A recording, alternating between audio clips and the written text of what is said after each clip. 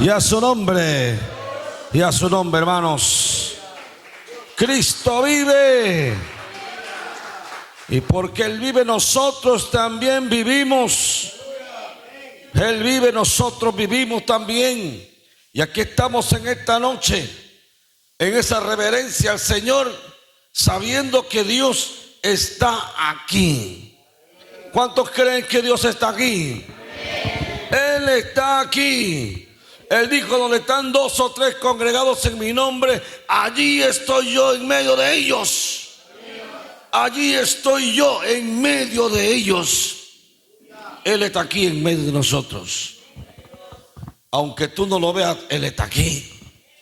Y Él te puede tocar, te puede transformar, puede hacer contigo muchas cosas, porque Él está aquí. Si tú le pides que te muestre, que se revele a ti, Él se va a revelar a ti.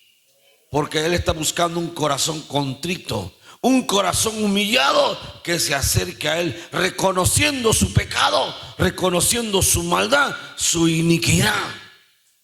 Porque no hay hombre bueno en la tierra. No hay persona buena en la tierra. Bueno solo es Dios. Ahora los chicos pecan desde los 6 años.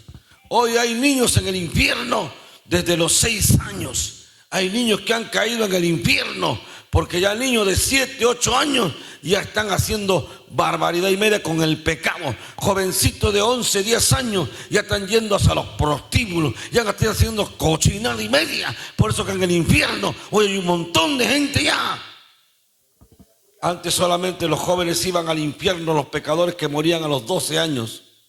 Hoy día en el infierno hay niños de 6 años por su pecado que ya tienen. Porque los niños y la gente de hoy día peca terriblemente. En los colegios los jovencitos pecan terriblemente. Una niña de primer año ya ha tenido como 10 enamorados. Ya han tenido relaciones, han tenido cosas. ¿Por qué? Porque el mundo jala para eso. Porque el mundo les llama a eso. Y a ellos les encanta el pecado, poder en la sangre de Cristo Jesús. Por eso tenemos que entender que la misericordia de Dios es lo único que nos puede salvar. Aleluya. Es la misericordia de Dios. A su nombre. A su nombre. Y a su bendito nombre, hermanos. Gloria a Jesucristo. Por eso, hermanos, yo soy de la generación, y somos, creo, la mayoría que estamos aquí, la generación del 80-90, cuando todavía había inocencia. En el año 90, en el año 80 todavía había inocencia. Todavía los alumnos tenían miedo a los padres. Todavía tenían miedo a Dios. Y en mis tiempos, cuando era alumno, teníamos mucho temor a los profesores y mucho temor a nuestros padres y a Dios también. Los chicos de 5º año eran los únicos que tenían enamorada y enamorado. No había de primero, segundo, no, ellos no pensaban en esas cosas. Pero hoy día vaya a los colegios. Los muchachos de día están pervertidos, llenos de sexo en la cabeza, cochinada y media en la cabeza, están endemoniados. Y eso hay que saberlo, porque no podemos nosotros mantenernos al margen de la perversión que hay hoy día en los jóvenes. Desde los 10 años, 9 años, 8 años, 7 años, se están pervirtiendo, porque los padres le permiten con el internet, con el celular, con toda la basura que ven allí. Pero ni ellos se salvan del infierno. Por muy pequeños que sean, por muy muchachos que sean, no se salvan del infierno. El mismo castigo que un viejo lo tendrán ellos también. Poder en la sangre de Cristo. Por eso Pablo habla a los romanos y le dice en Romanos capítulo 1, verso 16. Pablo le dice: porque no me avergüenzo del evangelio, porque es poder de Dios para salvación a todo aquel que cree, al judío primeramente y también al griego. No me avergüenzo del evangelio. Y hoy día estamos viviendo momentos terribles donde la gente se avergüenza de ser cristiano, se avergüenzan de cargar una Biblia, se avergüenzan de ir a la iglesia.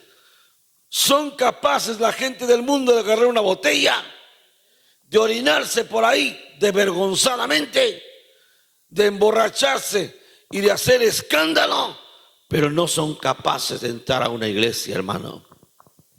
Por eso nosotros como cristianos tenemos que guardar nuestra identidad. ¿Me estás escuchando? No podemos cambiar nuestra personalidad, nuestra identidad como cristianos.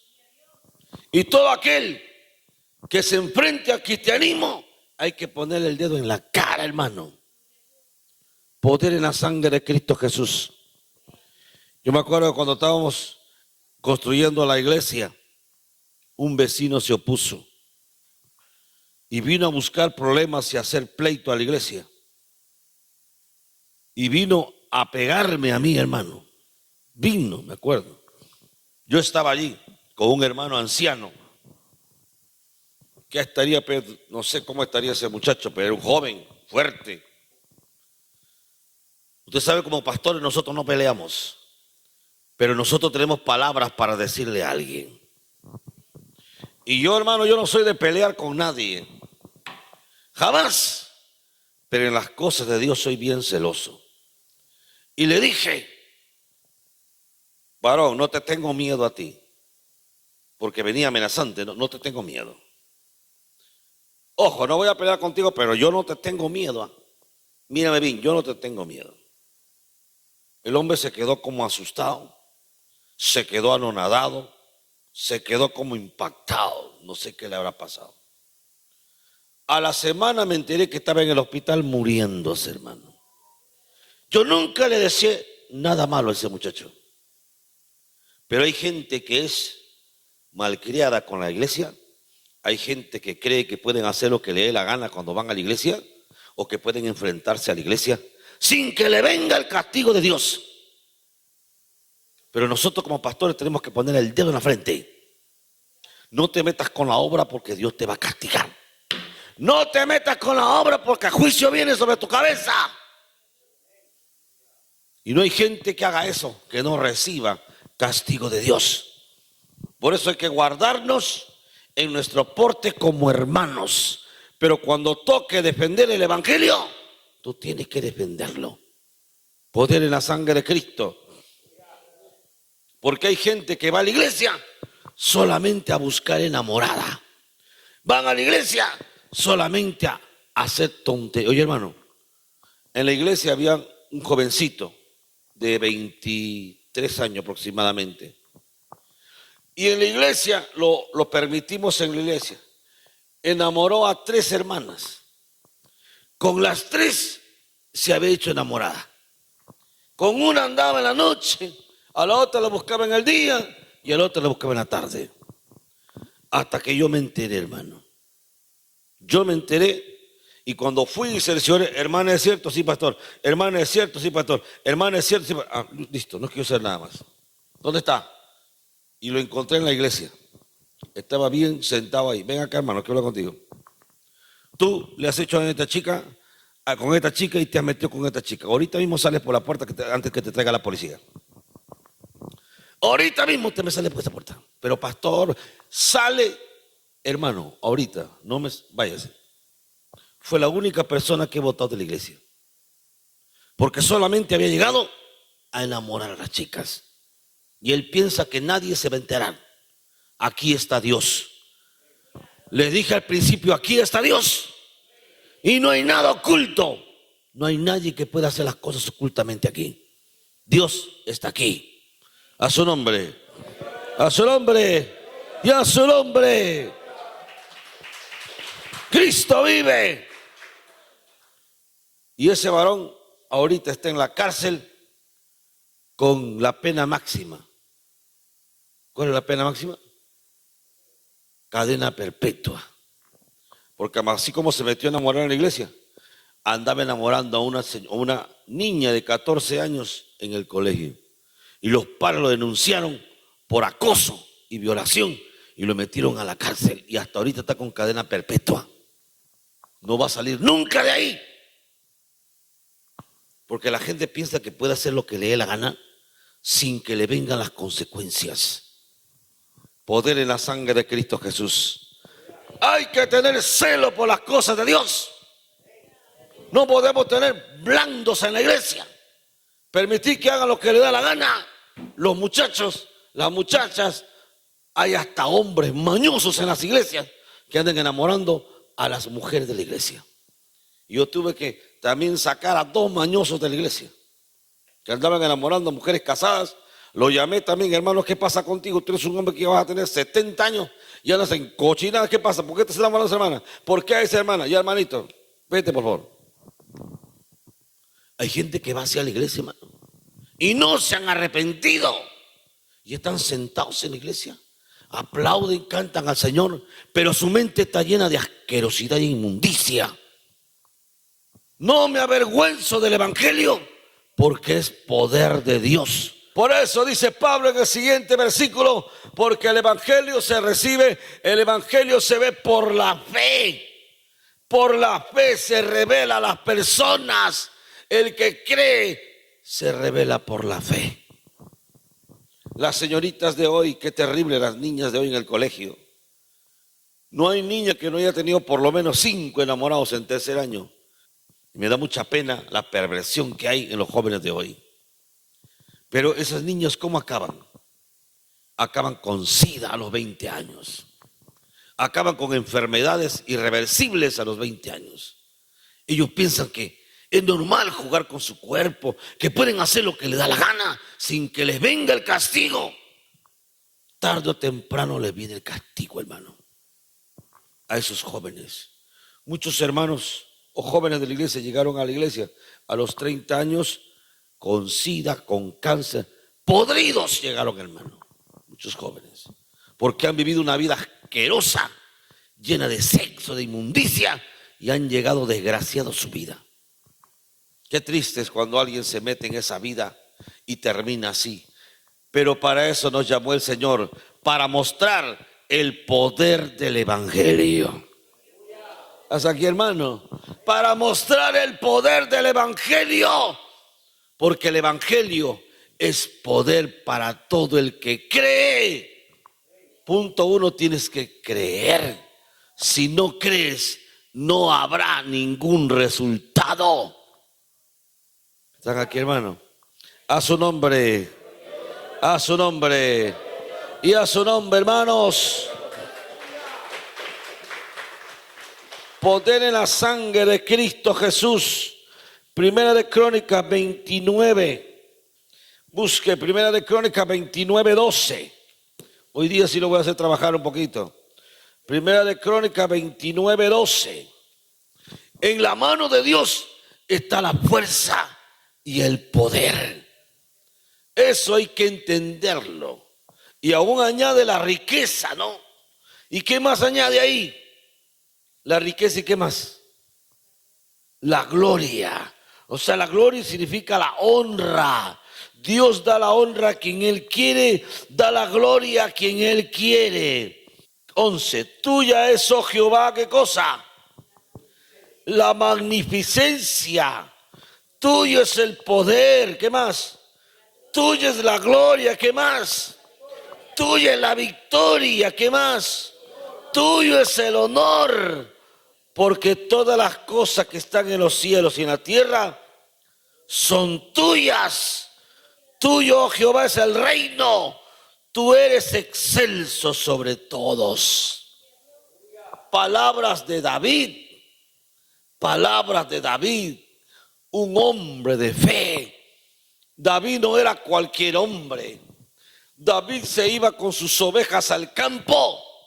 Y en aquellos años habían leones en el campo. Habían osos, habían lobos. Y no como ahora unos ositos chiquitos. Los osos eran gigantescos. Los leones eran enormes.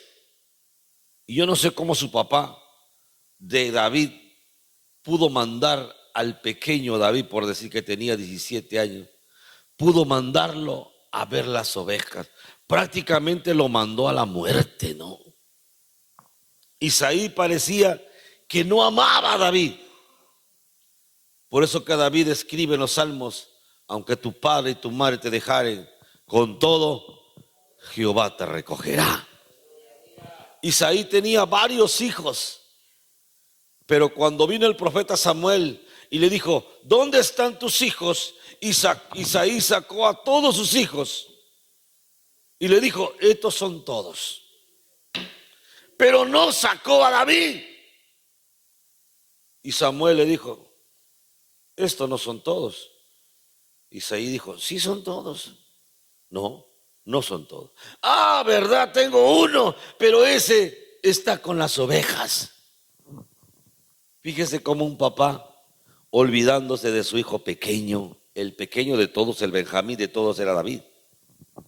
¿Y por qué el padre se olvidó de su hijo? ¿Sabe por qué? Porque sus hijos mayores eran guerreros, eran gente de la élite, eran oficiales del imperio, del gobierno de Israel. Eran hombres prominentes, mientras que David, ¿qué cosa era? Un pastor de ovejas. Por eso a Isaí no le importaba dónde está. Se ha quedado con las ovejas en el campo, que se quede, pues. Se ha quedado para que se quede. Y allá comenzó David a aprender la fe. Imagínate que venga un león. ¿Tú qué harías, hermano? Si no puedes ni con tu gato de la casa. ¿Ah? ¿Qué harías si te presenta un león para matarte? El león te mata, hermano, en 5 segundos, hermano. Un par de mordidas y ya fuiste, o te va comiendo vivo también.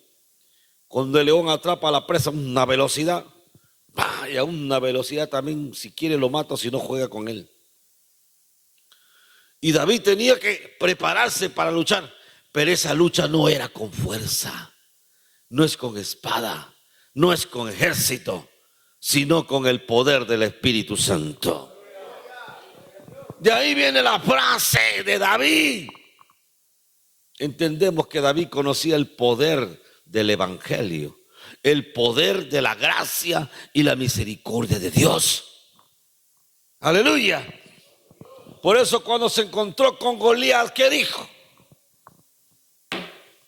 Su papá lo llamó a David y le dijo: David, anda, llévate estos quesos, llévate este pan, llévate esta comida, llévate esta ropa a tus hermanos que están en el frente de batalla, llévate. O sea, lo agarraba de mandado, ¿no?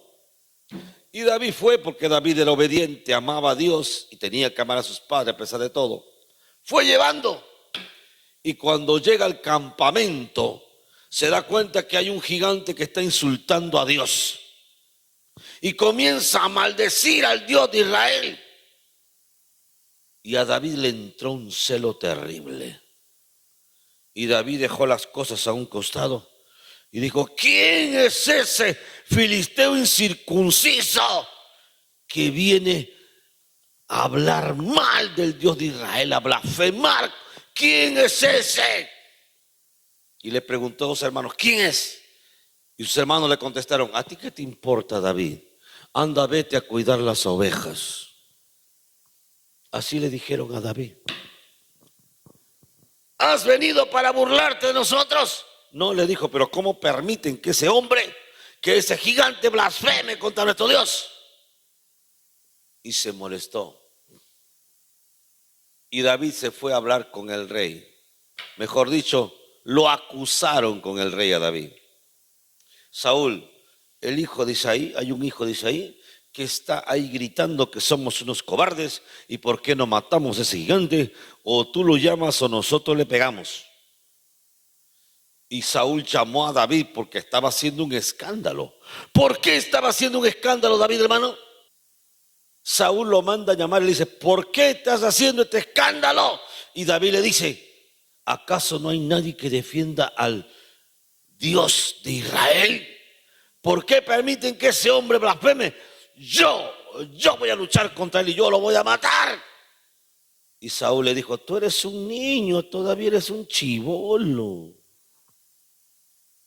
Usted sabe que Saúl medía 1 metro 99, 2 metros medía Saúl. David dice que era chato. David medía 1,75, claro, comparado también con Saúl, pues era chato. Pero David medía 1,75 aproximadamente y era fornido. Hombre de guerra, dice la Biblia. David era hombre de guerra, no porque haya peleado, sino porque enfrentaba a los osos, a las fieras, y eso no lo hacía cualquiera. Escúchame, hermano. Y Saúl le dijo, bueno, tú quieres morir, es tu problema, pero aunque sea te regalo mi armamento, te regalo todo, anda a pelear. Y David dijo, no, eso no me sirve, unas latas que me has puesto encima, bota. Y se fue, y David por la fe mató ¿a quién? Al gigante, hermano. Porque él tuvo celo por las cosas de Dios. Para que se revele el poder de Dios, el poder del evangelio, tiene que haber primero, escúchame, celo por las cosas de Dios. Punto número 1, para que se demuestre el poder de Dios, ¿qué tiene que haber? Celo por las cosas de Dios. Ese es el punto número 1. Si no hay celo por las cosas de Dios, no habrá muestra de su gloria de Él. No se demostrará su gloria de Él. Tiene que haber celo. Cuando usted veas un hermano enfermo, ahí dice, Señor, ¿cómo puede ser posible que este hombre esté enfermo? Siendo tú el Dios poderoso, siendo tú el Rey de Reyes, siendo tú el maravilloso, siendo tú el inconmensurable, el Rey de los Reyes, ser más divino. Eso se llama celo. Pero tú lo ves y ni te importa. No hay celo. El celo debe haber por las cosas de Dios. Aleluya. Celo cuando alguien llega tarde a la iglesia, teniendo deberes que cumplir. Celo cuando alguien no obedece la comisión. Celo cuando hacen malas cosas en la iglesia. Celo por muchas cosas de la obra. Aleluya. Cuando hay celo, va a haber gloria de Dios. Jesucristo llegó a la iglesia, ¿se acuerdan? Encontró a los cambistas, encontró a toda la gente que se había metido hasta la iglesia. Se habían metido hasta la puerta de la iglesia, cuando ese no era su lugar. Y los sacerdotes no lo habían sacado. Ahí los tenían porque le daban su propina. Y Jesús agarró los chicotes y a chicotazo limpio los sacó a todos. Usted sabe que Jesucristo medía por lo menos 2 metros de alto. ¿Sabía usted o no? Eso dicen los historiadores. Cuando usted lee la historia, Jesucristo aproximadamente medía 2 metros de alto. Y era fornido, era grueso, fornido. Era como los hijos de los dioses, dice la historia. Es que vaya a pensar usted que Jesucristo era todo raquítico. No, Jesucristo era un ser fornido, enorme, era grandote. Y lo seguían a él, por eso los historiadores dicen que parecía un hijo de los dioses. Poder en la sangre de Cristo Jesús.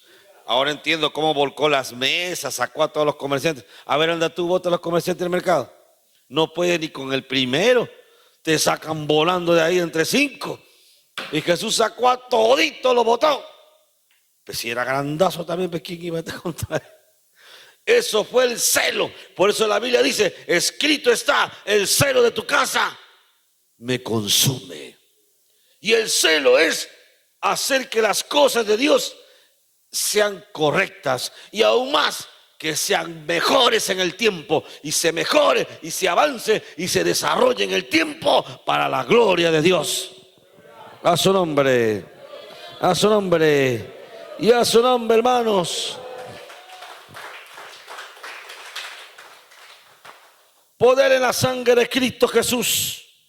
Ahora vamos a capítulo 29, al verso 3. Sí, 3.